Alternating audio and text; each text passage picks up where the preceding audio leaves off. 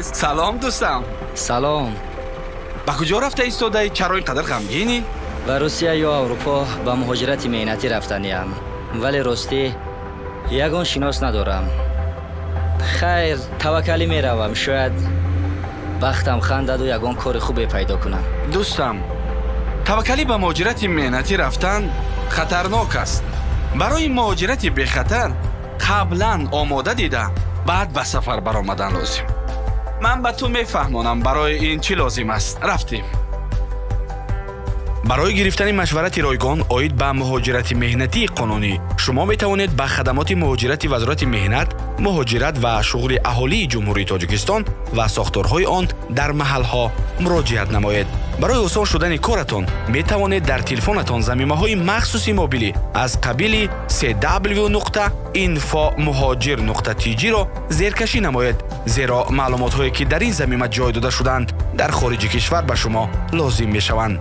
قبل از سفر حتما زبان و قانون‌های مهاجرتی کشوری را که سفر کردنید آموزید. این به شما برای پیدا نمودن کاری مناسب در خارج یاری می‌رساند. کورس‌های کوتاه مدت کسب آموزی برای کلانسالان امکان می‌دهند که کسب و هنرهای زمانوی را آموخته شما همچون متخصص به بازار مهنت داخل شوید. کوشش کنید که پیشکی به کمک مقامات که با مسائل مهاجرت مشغولند در خارج کشور کاری مناسب یافته با کارفرما شرطنامه مهنتی بندید. قبل از سفر شناسنامه خارجی، دیپلم و سرتیفیکات و دیگر حجت‌های خود را نسخه برداری کنید.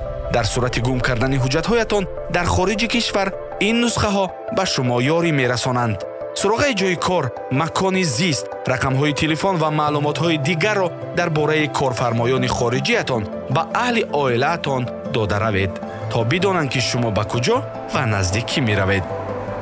خوش دوستم، اکنون تو میتوانی با دل پر به مهاجرت مهنتی روی، ولی برای احتیاط سراغه الکترونی و رقم‌های مقامات‌های داخلی و خارجی مهاجرتی را در تلفن ثبت کرده گیر.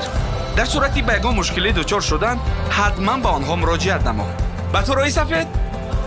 خودت را احتیاط کن. خیر، رای سفید. آمادگی به سفر کفیل مهاجرتی بی خطر شماست. خواهی باشی در امان، حقوقهایت را بدان.